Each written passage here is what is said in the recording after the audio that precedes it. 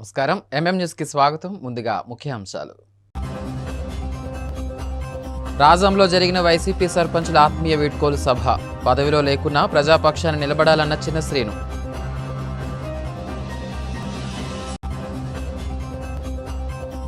విజయనగరంలో AP medical representatives union ధర్నా. పెరిగిన మందుల ధరలతో సామాన్యులపై భారమని ఆవేదన.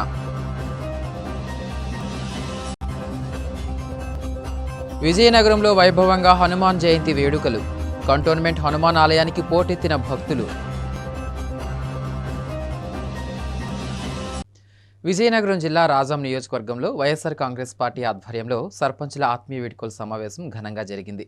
వంగర, రేగిడి, సంతకవిటి మరియు రాజం మండలాలకు చెందిన 100 మంది సర్పంచుల పదవీకాలం ముగియడంతో పార్టీ జిల్లా అధ్యక్షులు మధ్య శ్రీనివాసరావు వారిని ప్రత్యేకంగా సత్కరించి వీడ్కోలు పలికారు. ఈ సందర్భంగా ఆయన మాట్లాడుతూ పార్టీ నిర్మాణంలోనూ క్షేత్రస్థాయిలో పార్టీని బలోపేతం చేయడంలోనూ సర్పంచుల పాత్ర అత్యంత కీలకమని కొనియాడారు. గత 5 ఏళ్లుగా గ్రామాలను అభివృద్ధి పథంలో నడిపించి వైఎస్ఆర్ కాంగ్రెస్ పార్టీకి మంచి పేరు తీసుకువచ్చిన సర్పంచులందరికీ కృతజ్ఞతలు తెలిపారు. నియోజకవర్గ ఇన్ఛార్జ్ తలే రాజేష్ మాట్లాడుతూ పదవిలో ఉన్నా లేకపోయినా గ్రామాల్లో ప్రజల పక్షాన ఉండి నిత్యం వారి సమస్యల పరిష్కారం కోసం పోరాడాలని సూచించారు. ఈ కార్యక్రమంలో ఎమ్మెల్సీ పాలవలస విక్రాంత్, మాజీ ఎంపీ బెల్లాన చంద్రశేఖర్, మాజీ ఎమ్మెల్యే తలే భద్రయ్య, శ్రీకాకుళం జిల్లా పరిషత్ వైస్ చైర్మన్ సిరిపురపు జగన్తో పాటు భారీ సంఖ్యలో వైసీపీ నాయకులు, కార్యకర్తలు పాల్గొన్నారు.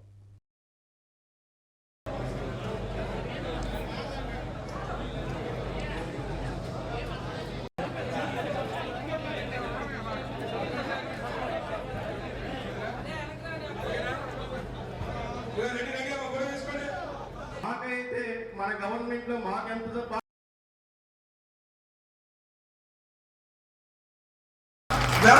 పెరగకుండా మీ అందరూ కూడా పార్టీని నమ్మి ఉన్నందుకు ఇవాళ మీకు గర్వంగా మీ అందరికీ కూడా సన్మానం చేస్తున్నాం. ఇవాళ మాకు ఇది గర్వకారణం. మిమ్మల్ని సన్మానించుకోవడం అంటే ఒక వైఎస్ఆర్ పార్టీ కార్యకర్త, ఒక వైఎస్ఆర్ పార్టీ నాయకుడు ఎంతో మంది వాళ్ళ పార్టీని విడిచిపోయినా మిమ్మల్ని చూసి గర్వపడి ఇగో అధికారం కోసమో, ఆశ కోసమో, డబ్బు కోసమో, లేదు పనులు వస్తాయో కోసమో కాకుండా ఇవాళ అవసరం అనుకుంటే మీ సొంత నిధులు ఖర్చు పెట్టి ఇవాళ గ్రామాలను అభివృద్ధి పరిచి ఇవాళ ధైర్యంగా మీరందరూ కూడా 5 సంవత్సరాలు మీరు సక్సెస్ఫుల్ గా మీరు పూర్తి చేసుకున్నందుకు ఇవాళ మిమ్మల్ని అందరినీ సన్మానించుకోవాలని పార్టీ ఆదేశాలు ఇస్తే ఇవాళ వేదిక మీద ఉన్న పెద్దలందరం కూడా ఇవాళ సన్మానం చేసుకుంటున్నాం. ఎప్పుడు ఎన్నికలు నిర్వహించినా ఆ రోజు వరకు మీ గ్రామంలో నిన్న ఎలా ఉన్నారో, ఇవాళ ఎలా ఉన్నారో, రేపు ఎన్నికలు నిర్మించే వరకు మీరే సర్పంచ్గా కొనసాగుతూ ఈ ప్రభుత్వంలో అధికారులు సమన్వయపరుచుకుంటూ ప్రజలను ఇబ్బంది పడకుండా, ఎందుకంటే మళ్ళా కొత్తగా ఎన్నికైన సర్పంచ్ వరకు మా ప్రెసిడెంట్ గారు ఎవరంటే మీ పేరే తలుస్తారు తప్ప వేరొకరు తలవరు అని చెప్పి నేను ఇవాళ ఈ వేదికలో సభాముఖంగా చెప్తా ఉన్నాను.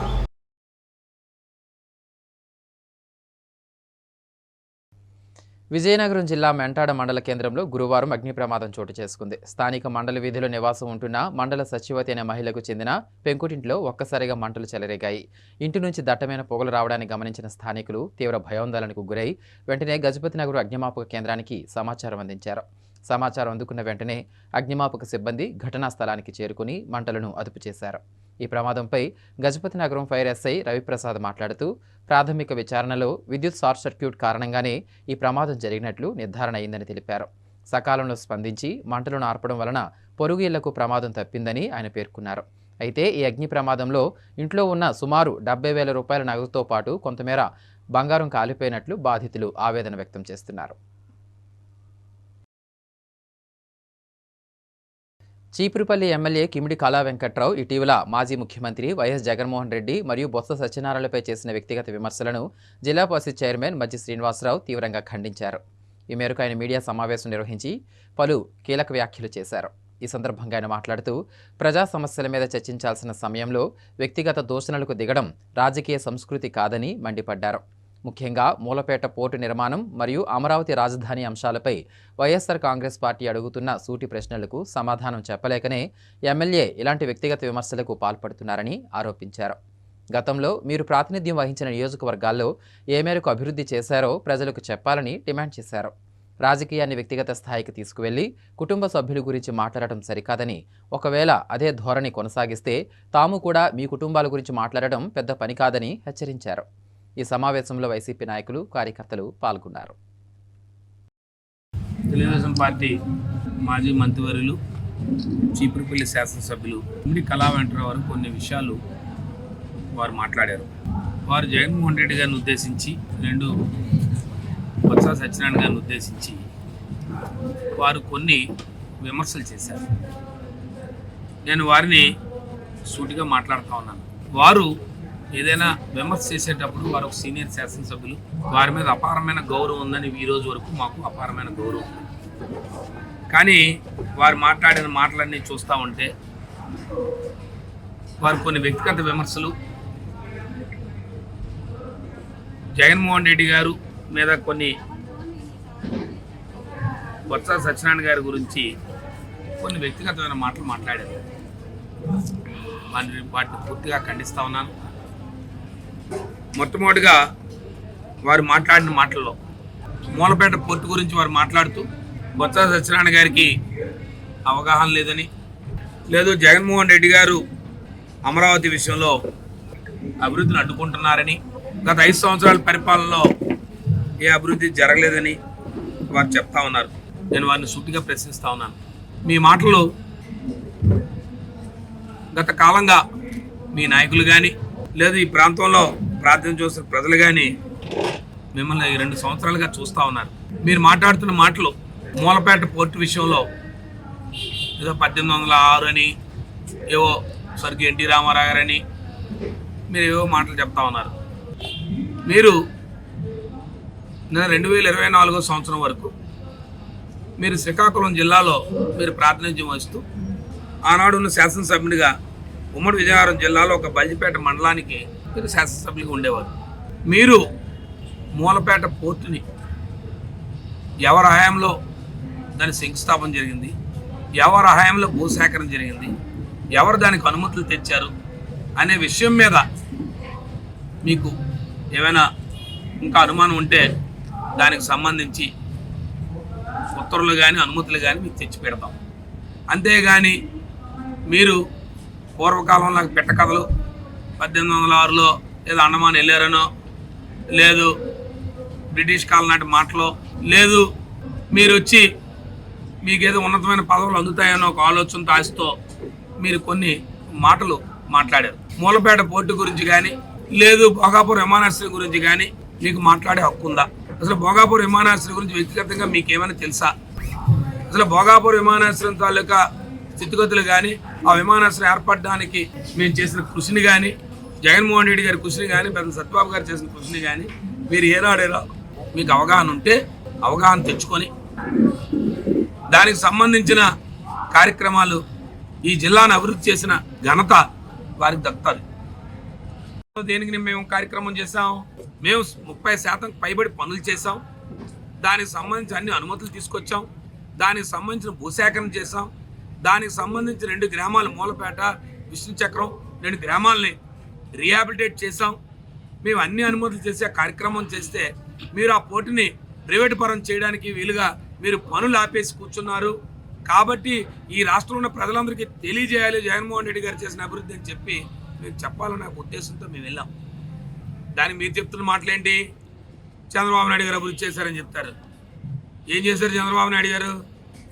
తోటపల్లికి శంకుస్థాపన చేసినట్టే ఉంటుంది మీరు చెప్పిన మాటలు. మీరు ఈ ప్రాంతానికి మీరు శాసనసభ్యులుగా అనేక సుదీర్ఘమైన రాజకీయం చేశారు. రాజకీయాల్లో ఉన్నారు, సుదీర్ఘంగా శాసనసభ్యులుగా మంత్రిగా చేశారు. మీరు చెప్పండి ఒక్క మాట, మేము ఈ ప్రాంతంలో ఈ కార్యక్రమం చేస్తాం, మేము ధైర్యంగా చెప్తాం. ఈ జిల్లాలో, విజయనగరం జిల్లాలో ఒక ప్రభుత్వ మెడికల్ కళాశాల తీసుకొచ్చాం జగన్మోహన్ నాయకత్వం, సత్యబాబు నాయకత్వం అని చెప్తాం. ఒక జేఎన్టీ యూనివర్సిటీని తీసుకొచ్చామని చెప్తాం ధైర్యంగా, జగన్మోహన్ రెడ్డి గారి నాయకత్వంలో, పెద్దలు బొత్స సత్యనారాయణ గారి నాయకత్వం అని చెప్తాం. ఆనాడు కిచ్చేసి రాజశేఖర రెడ్డి గారి నాయకత్వం అని చెప్తాం. లేదు ట్రైబల్ యూనివర్సిటీని తీసుకొచ్చామని చెప్తాం. లేదు కురుపాంలో ట్రైబల్ ఇంజనీరింగ్ కళాశాల తీసుకొచ్చామని చెప్తాం.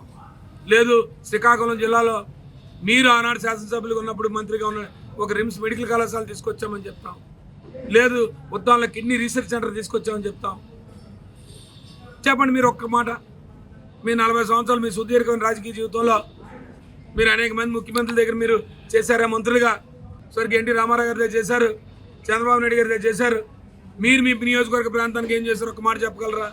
మీరు ఉనుకూరు ప్రాంతానికి కానీ, లేదు మీరు ప్రాతినిధ్యం వహించిన హెచ్ఆర్ నియోజకవర్గానికి కానీ, లేదు ఇప్పుడు ప్రాతినిధ్యం చీపురుపల్లి నియోజకవర్గం 2 సంవత్సరాల కాలంగా చెప్పండి. మేము చేసిన పనులు మీరు ప్రారంభోత్సవాలు చేస్తున్నారు తప్ప మీరు ఏదైనా చేసిన కార్యక్రమాలు ఉన్నాయా? మీరు వ్యక్తిగత విమర్శలు చేస్తున్నారు. అమరావతి గురించి జగన్మోహన్ రెడ్డి గారు ఏం చెప్తున్నారు? అమరావతి గురించి అమరావతిలో పెద్ద ఎత్తున అవినీతి జరుగుతుందని చెప్తున్నారు. మీరు అవినీతి కార్యక్రమాలకి అమరావతి రాజధానికి ఉపయోగించుకుంటున్నారు తప్ప అక్కడ రైతులకు కానీ, రైతులకి ఇప్పుడు భూసేకరణ చేసిన వాళ్ళు రైతులు ఫ్లాట్లు ఇవ్వడం కానీ, రైతులు అనేక మంది కొన్ని ఎకరాల భూములు ఇచ్చి వారి కుటుంబాలు బాగుంటాయి, పెద్ద పెద్ద చదువులు చదువుకుంటాం, మా పిల్లల పెళ్ళిళ్ళు చేసుకుంటాం అని చెప్పి ఇవాళ రైతులు ఎదురు చూస్తున్నారు కన్నీటితో అని చెప్తున్నారు. రైతుల కోసం చూడండి, ఆ రైతులు ఎవరైతే భూములు ఇచ్చారో వాళ్ళ గురించి చూడండి అని చెప్తే మీరు కేవలం మీరు తాలూకా కాంట్రాక్టర్ల కోసమో మీ అవినీతి కోసమో ఇవాళ అప్పులు చేసుకొని ఆ కార్యక్రమాలు చేస్తున్నారు.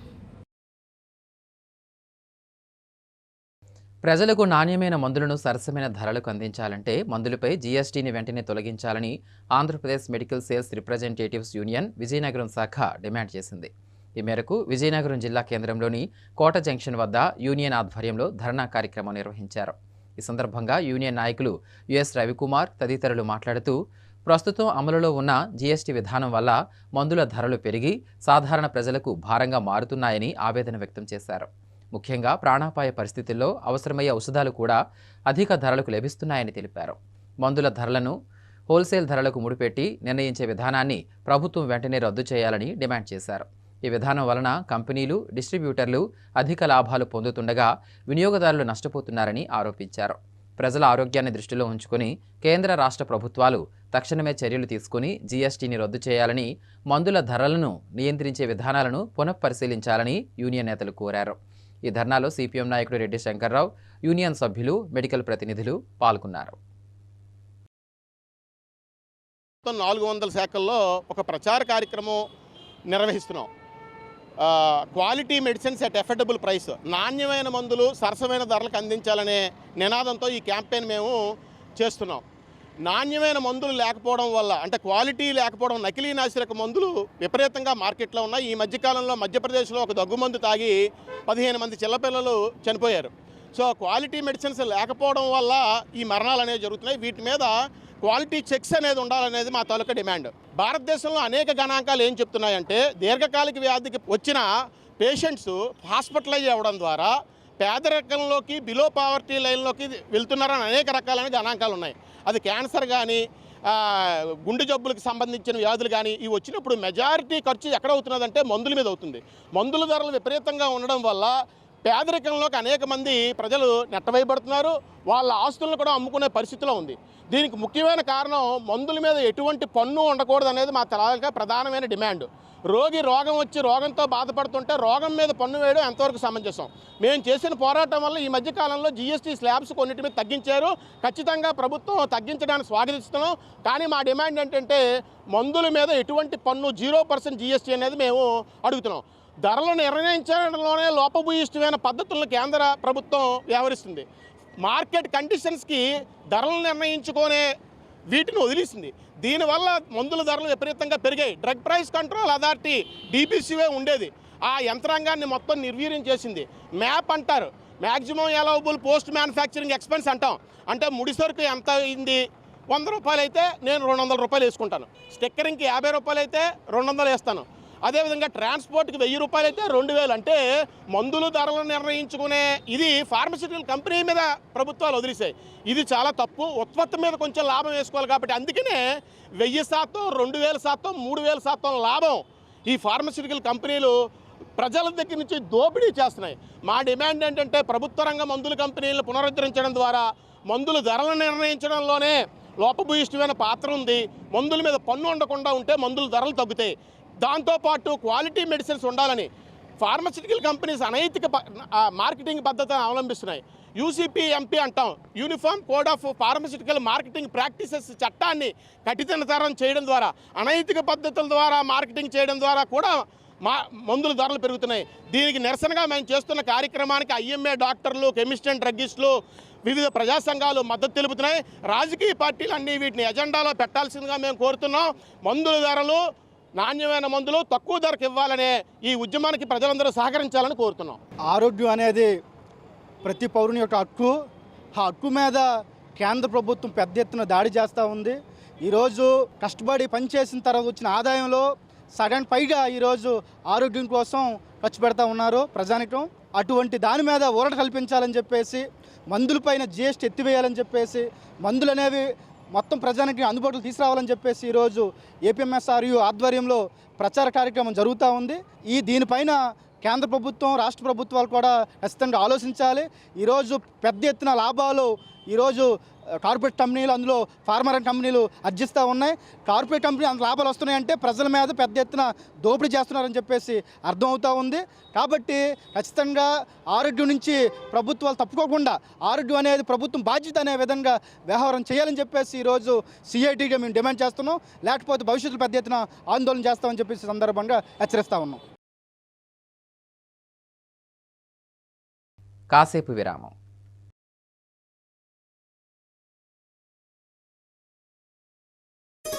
సా స స సరి గరి గమ పని సా నిరిస నిరిస నిరిస నిద మా గరి సరి గమ. అమ్మాయికి తన సొగసే ఆనందం, మన మనసే దోచేనే తన అందం. అందానికి ప్రతిరూపం ఆభరణం, ఆభరణం అసలు రూపం. Govinda jewelleries, Govinda jewelleries, Govinda jewelleries, Govinda jewelleries. సాంప్రదాయ స్వర్ణాభరణాలకు పుట్టినిల్లు మా Govinda jewelleries. Govinda jewelleries, MG road, Vizianagaram. అందమంటేనే ఆడవాళ్ళు, మరి మన ఆడవాళ్ళకి మరింత అందం చేకూర్చేది బంగారం. బంగారం కొనడం సులభమే, కానీ నాణ్యమైన బంగారం కొనడం అంత ఈజీ కాదు. సంప్రదాయమైన కలెక్షన్స్, నాణ్యమైన ఆభరణాలు, సామాన్యుడికి కూడా అందుబాటైన ధరలు, నమ్మకమైన పేరు, అది మన ధనలక్ష్మి జ్యువెలర్స్. మా బామ్మ ఎప్పుడు చెప్పేది, ఒక్కసారి ధనలక్ష్మి జ్యువెలర్స్ లో బంగారం కొంటే మళ్ళీ మళ్ళీ కొంటూ ఉంటామని. ధనలక్ష్మి జ్యువెలర్స్, డాబా తోట, MG రోడ్, విజయనగరం.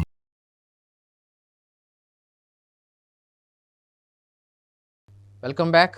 విజయనగరం జిల్లా మెంటాడ మండలం అమరాయవలస గ్రామంలో రైతుల సంక్షేమం కోసం ఒక అభినందనీయమైన కార్యక్రమం జరిగింది. గ్రామానికి చెందిన కసిరెడ్డి సింహాచలం వినూత్నంగా ఆలోచించి రైతులకు ఉచితంగా ఫార్మర్ సేఫ్టీ షూస్ పంపిణీ చేశారు. సుమారు 140 మంది రైతులకు ఈ రక్షణ పాదరక్షలను అందజేసిన ఆయన వ్యవసాయ పనుల్లో రైతులకు ఎదురయ్యే సవాళ్లపై స్పందించారు. ఈ సందర్భంగా ఆయన మాట్లాడుతూ, పొలాల్లో పనులు చేసేటప్పుడు పాములు, విషపురుగులు కాటు నుండి, అలాగే రసాయన ఎరువుల ప్రభావం నేరుగా చర్మానికి తగలకుండా ఈ సేఫ్టీ షూస్ రైతులను కాపాడుతాయని వివరించారు. దేశానికి జవాన్, కిసాన్ ఇద్దరూ 2 కళ్ళ వంటి వారని, జవాన్ల కోసం బలమైన రక్షణ వ్యవస్థ ఉన్నప్పటికీ దేశానికి వెన్నుముకైన రైతు కోసం అటువంటి ప్రత్యేక వ్యవస్థ ఏదీ లేకపోవడం విచారకరమని ఆవేదన వ్యక్తం చేశారు. ఎండలో కష్టపడుతూ దేశానికి అన్నం పెడుతున్న రైతుకు కేవలం గౌరవం మాత్రమే సరిపోదని, అసలైన హోదా రైతుకే దక్కాలని ఆయన సందర్భంగా పిలుపునిచ్చారు. దేశంలో అణగారిన దళిత కుటుంబాలు రోజురోజుకు నాశనం అవుతున్నాయని, కేంద్రం మరియు రాష్ట్ర ప్రభుత్వాలు దళితుల పట్ల నిర్లక్ష్య ధోరణి ప్రదర్శిస్తున్నాయని సోషలిస్ట్ పార్టీ రాష్ట్ర కార్యదర్శి తీవ్ర ఆందోళన వ్యక్తం చేశారు. ఈ నేపథ్యంలో విజయనగరం జిల్లా కేంద్రంలోని కలెక్టర్ కార్యాలయం వద్ద బీఎస్పీ పార్టీ ఆధ్వర్యంలో ప్రభుత్వాల వైఫల్యాలకు నిరసనగా ఆందోళన కార్యక్రమం నిర్వహించారు. ఈ సందర్భంగా వారు మాట్లాడుతూ, స్వతంత్రం వచ్చి దశాబ్దాలు గడిచినా ఇప్పటికీ దళితులపై దాడులు ఆగటం లేదని విమర్శించారు. సామాజిక న్యాయం, సమానత్వం కేవలం మాటల్లోనే మిగిలిపోయాయన్నారు. దళితులకు విద్య, ఆరోగ్యం, ఉపాధి వంటి మౌలిక వసతులు కల్పించడంలో ప్రభుత్వాలు పూర్తిగా విఫలమయ్యాయని ఆరోపించారు. గ్రామీణ ప్రాంతాల్లో దళితులు ఇంకా వివక్షను ఎదుర్కొంటున్నారని, వారి భద్రతపై ప్రభుత్వం ప్రత్యేక దృష్టి పెట్టాలని డిమాండ్ చేశారు. దళితులపై జరుగుతున్న దాడులపై కఠిన చర్యలు తీసుకోవాలని, బాధిత కుటుంబాలకు తక్షణ సహాయం అందించాలని కోరారు. ప్రభుత్వాలు వెంటనే స్పందించి దళితుల సమస్యలను పరిష్కరించకపోతే ఉద్యమాన్ని మరింత ఉధృతం చేస్తామని హెచ్చరించారు. ఈ కార్యక్రమంలో పార్టీ నాయకులు, కార్యకర్తలు పెద్ద సంఖ్యలో పాల్గొన్నారు.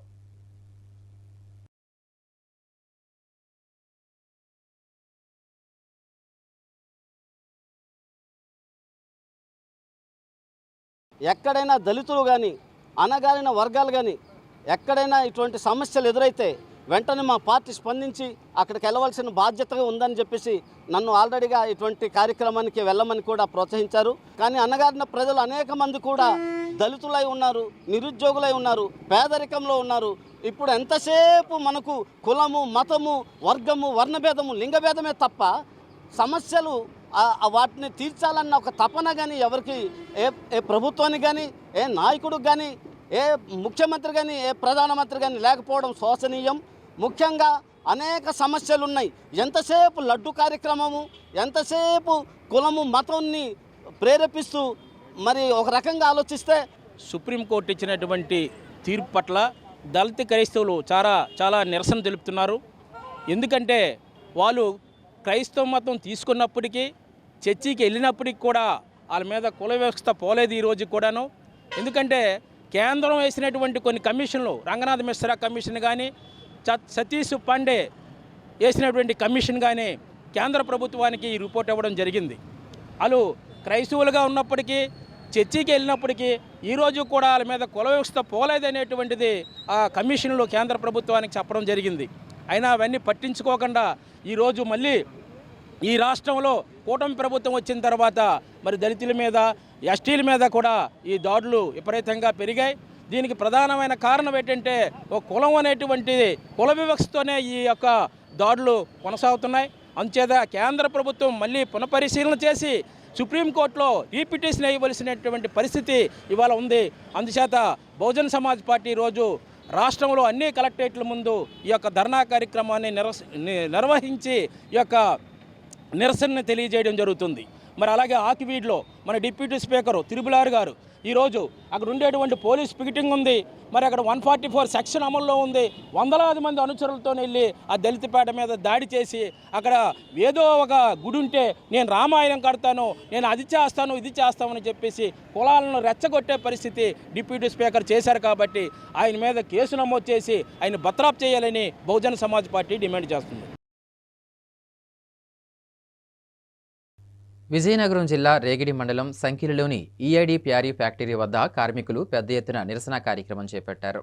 కేంద్ర ప్రభుత్వం ఏప్రిల్ 1వ తేదీ నుండి అమల్లోకి తెచ్చిన 4 లేబర్ కోడ్స్కు వ్యతిరేకంగా సిఐటియు ఆధ్వర్యంలో కార్మికులు నల్ల బ్యాడ్జీలు ధరించి తమ నిరసనను వ్యక్తం చేశారు.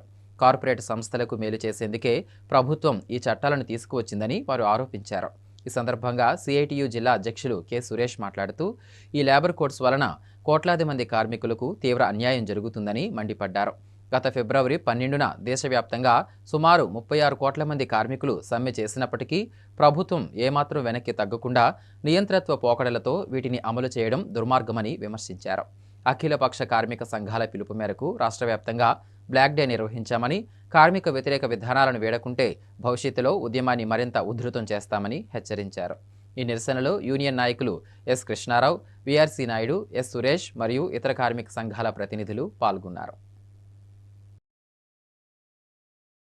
విజయనగరం పట్టణంలో హనుమాన్ జయంతి వేడుకలు అత్యంత భక్తి శ్రద్ధలతో వైభవంగా జరుగుతున్నాయి. కంటోన్మెంట్ సమీపంలోని ఉన్న ఆంజనేయ స్వామి ఆలయంలో ఈ పర్వదినాన్ని పురస్కరించుకొని ప్రత్యేక పూజా కార్యక్రమాలను ఘనంగా నిర్వహించారు. ఈ వేడుకల గురించి ఆలయ ప్రతినిధి మనోజ్ కుమార్ జైన్ మాట్లాడుతూ స్వామివారికి విశేష అభిషేకాలు, అలంకరణలు చేసినట్లు తెలిపారు. హనుమాన్ జయంతి సందర్భంగా ఆలయానికి భక్తులు పోటెత్తారని, తెల్లవారుజాము నుంచే భక్తులు క్యూలైన్లలో వేచి ఉండి స్వామివారిని దర్శించుకుని మొక్కులు చెల్లించుకున్నారన్నారు. ఈ ఉత్సవాల్లో భాగంగా ఆలయంలో ప్రత్యేక హోమాలు నిర్వహిస్తున్నామని, అనంతరం భక్తులకు భారీగా ప్రసాద వితరణ చేసినట్లు నిర్వాహకులు వెల్లడించారు. అదేవిధంగా సాయంత్రం స్వామివారి ఊరేగింపు కార్యక్రమం కూడా అత్యంత వైభవంగా జరిగింది. ఈ కార్యక్రమంలో భక్తులు పెద్ద సంఖ్యలో పాల్గొని హనుమాన్ చాలీసా పారాయణ గావించారు.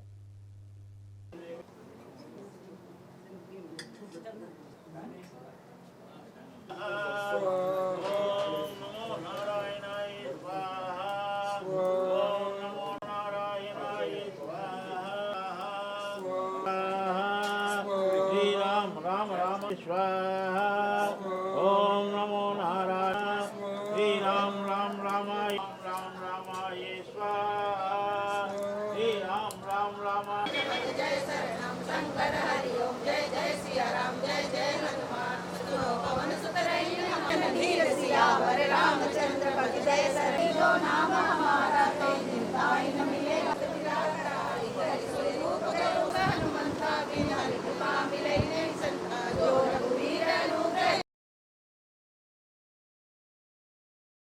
ప్రతి సంవత్సరం చైత్ర శుద్ధి పౌర్ణమి నాడు పుట్టినరోజు జరుపుకోవడం ఆనవాయితీ గత 52 సంవత్సరాలుగా జరుపుకుంటున్నాం. నిన్న రాత్రి అంటే నిన్న రాత్రి భజన సంధ్య అవుతుంది. ఈరోజు ఉదయం హోమం, మధ్యాహ్నం ప్రసాదం, సాయంకాలం ఏంటంటే ఊరేగింపు. ఇది దక్షిణముఖి సదాసుఖి హనుమాన్జీ మందిర్, చాలా పవర్ఫుల్ దక్షిణముఖి. ప్రతి సంవత్సరం ఇలాగే ఊరేగింపు కానీ మధ్యాహ్నం ముందు రోజు భజన సంధ్య గట్టా జరుపుకోవడం ఆనవాయితీ అవుతుంది. ప్రతి సంవత్సరం అంటే ఇలాగే ప్రతి సంవత్సరం జరుపుకోవాలని ఆశిస్తున్నాను. ముఖ్యాంశాలు మరోసారి. రాజంలో జరిగిన వైసీపీ సర్పంచుల ఆత్మీయ వీడ్కోలు సభ. పదవిలో లేకున్నా ప్రజాపక్షాన్ని నిలబడాలన్న చిన్న శ్రీను.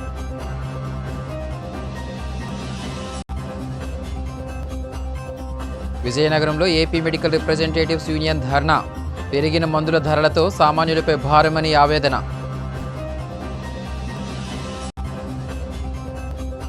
విజయనగరంలో వైభవంగా హనుమాన్ జయంతి వేడుకలు. కంటోన్మెంట్ హనుమాన్ ఆలయానికి పోటెత్తిన భక్తులు.